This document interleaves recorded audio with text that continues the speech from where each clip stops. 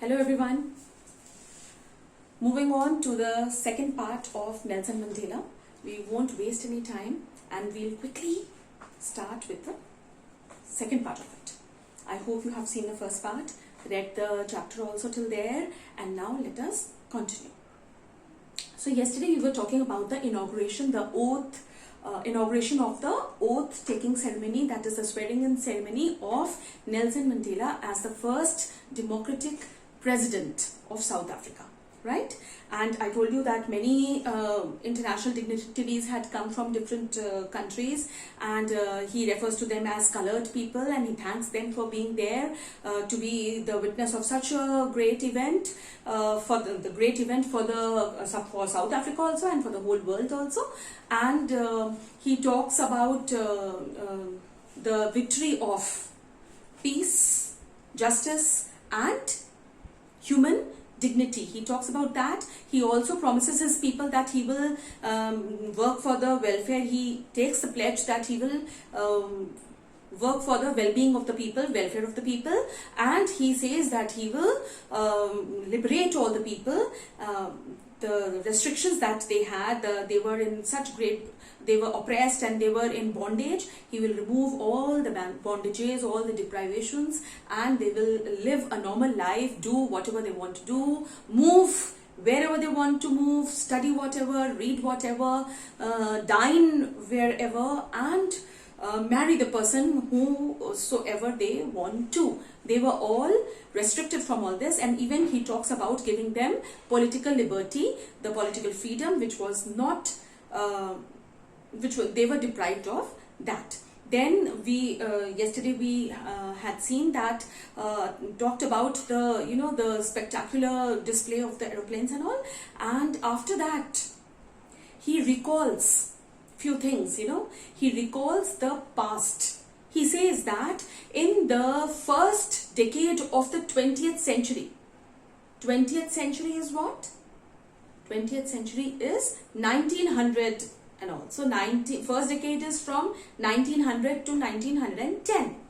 First 10 years. Alright, we are going on in the 21st century. So this is 2020, 2001, 2002. This is all 21st century.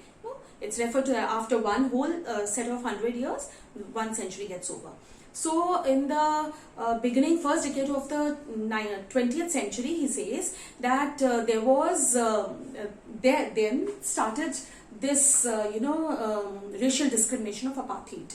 And just before that, and even Mandela was not born at that time, there was the Anglo-Boer War. He recalls during his speech, he talks about this Anglo-Boer War. This was the war between the Englishmen, Anglo, that is Englishmen, with the Africans. And it is after that, after the war got over, it was after that the white took up the supremacy, and there was a lot of racial discrimination. People were deprived of many things, and they had to lead a very, very oppressive life. And we cannot imagine, what all they had to do. They were not allowed to walk on some roads. They were not allowed to marry the people they wanted to. The person who was seen doing anything against that was not allowed to him. He was taken away from his family and kept in isolation. So it was a very bad life the black community was living. And then he goes on to remember many great men, patriots. Patriots are people who love their own country. He remembers those men who had fought, who had been fighting even before his birth. They had been fighting against this racial discrimination, and he goes on to name some of them. He says the great patriots, Oliver Tambo, then Walter Sisulu. He talks about the Chief Littlest. He talks of Yusuf Daddos, and there were many more he mentions in your book. Go through it. And he says that these men were of extraordinary courage and wisdom. They did not stop even after they were being restricted so much, they were being oppressed so much, such a bad behavior was going on with them, but still they did not stop. They kept fighting. And he goes on to remember them, saying that now these people are not there to see this day. the day when I, as a black man, is I am taking an oath. How a black man's journey, led him to become the first democratic president. He remembers those people. He acknowledges their courage, their wisdom, and but he feels bad that those people are not here to witness such an important day of South Africa. All right, and then he also talks about courage. He says courage is not absence of fear. If you are fearless, that does not mean you are courageous. Courage is victory or triumph over fear.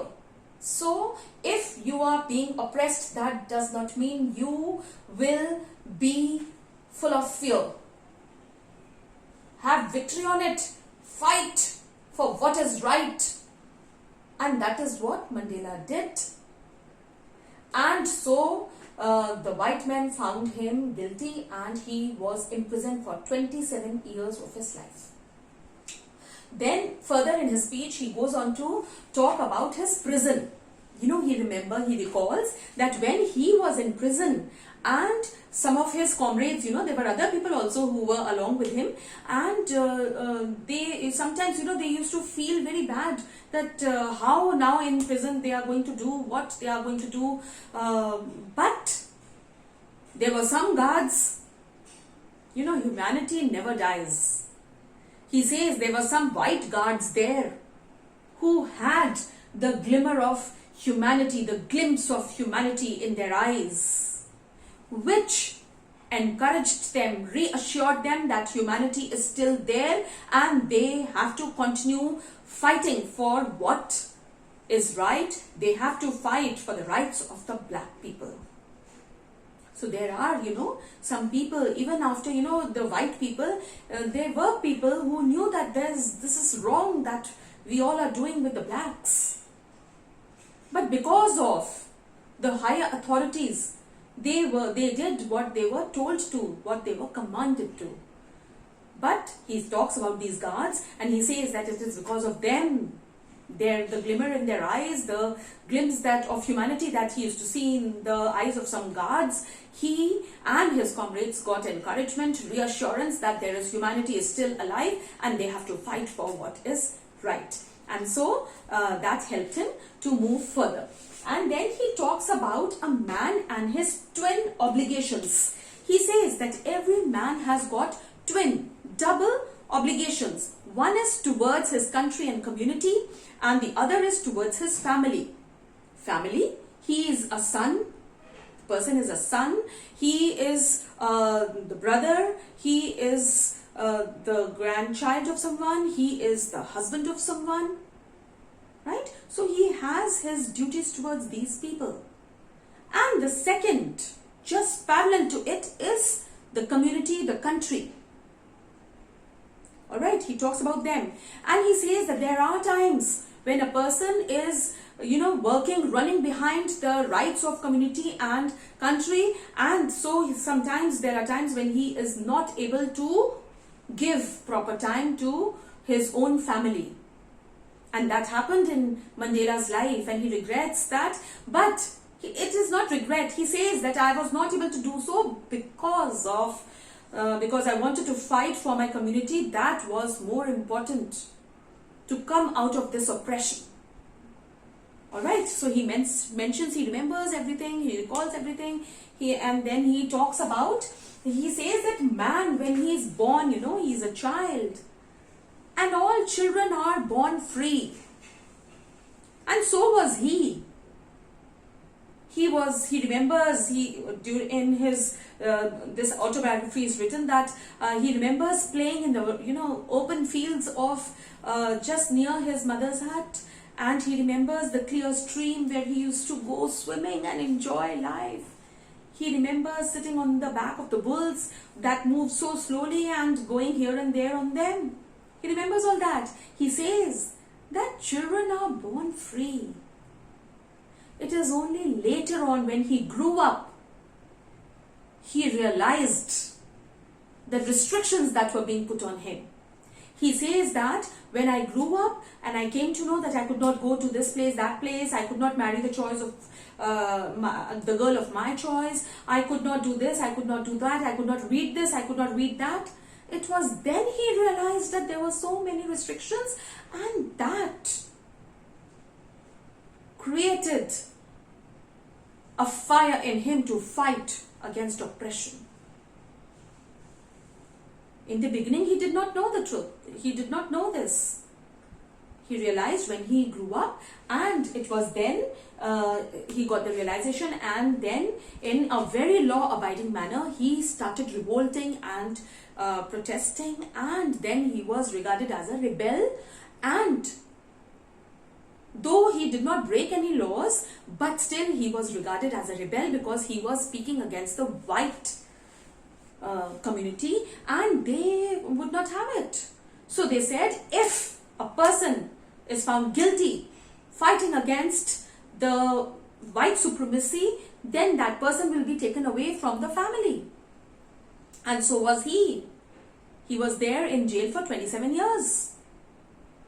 And he says that people might regard me as a criminal. They might consider me wrong. They might feel I have not taken care of my family. There are so many things people might think, but this was only because of the black community I was fighting for. The rights.